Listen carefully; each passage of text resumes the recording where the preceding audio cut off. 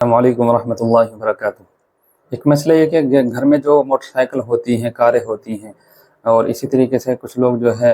گاڑیوں کے ذریعے کاروبار کرتے ہیں، کسی کے پاس ای رکشہ ہے، ٹریکٹر ہے، گاڑیاں ہیں، تو کیا ان پر بھی زکوٰۃ واجب ہوگی، فرض ہوگی یا نہیں ہوگی؟ تو اس بارے میں مسئلہ سمجھ لینا چاہیے کہ جو چیز ہمارے استعمال کی ہیں، موٹر سائیکل ہے، کار ہے،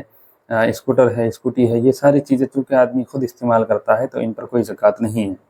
چاہے گاڑی کتنی ہی مہنگی ہو اور گاڑی کتنی ہی ساری کیوں نہ ہو، اگر وہ ساری استعمال میں آ رہی ہے۔ لیکن اگر کوئی گاڑی کھڑی ہی رہتی ہے، اس کی کوئی ضرورت نہیں ہے، تو چونکہ اب وہ ضرورت سے زائد ہے تو اب اس کی زکوٰۃ دینی پڑے گی۔ یعنی پورے سال بھی اگر کوئی گاڑی استعمال نہیں ہوتی ہے، موٹر سائیکل ہو یا کار ہو، تو اس کی زکوٰۃ ادا کرنی پڑے گی۔ لیکن اگر استعمال ہو رہی ہے کسی بھی طریقے سے تو پھر اس کی زکوٰۃ ادا کرنی واجب نہیں ہے۔ دوسری چیز یہ ہے کہ جن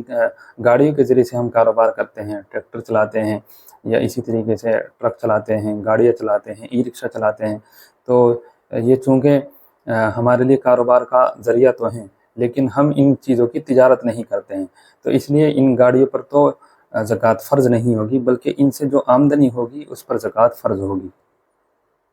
مثال کے طور پر کوئی ای رکشہ سے کماتا ہے، سواریوں کو لاتا لے جاتا ہے، تو اب ان سے جو آمدنی ہوگی، آمدنی اگر اتنی ہو جاتی ہے کہ جو زکوٰۃ کا نصاب ہے تو پھر اس پر زکوٰۃ فرض ہو جائے گی۔ اسی طریقے سے کوئی ٹریکٹر کے ذریعے سے، کوئی ٹرک کے ذریعے سے سامان ادھر سے ادھر لے جاتا ہے، تو اب وہ جو اس کی آمدنی ہوگی اس پر زکوٰۃ فرض ہوگی۔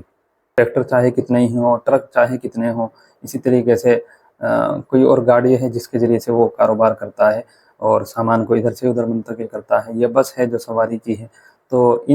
ان کی مالیت پر زکوٰۃ فرض نہیں ہوگی، بلکہ ان سے جو آمدنی ہونی ہے اس پر زکوٰۃ فرض ہوگی۔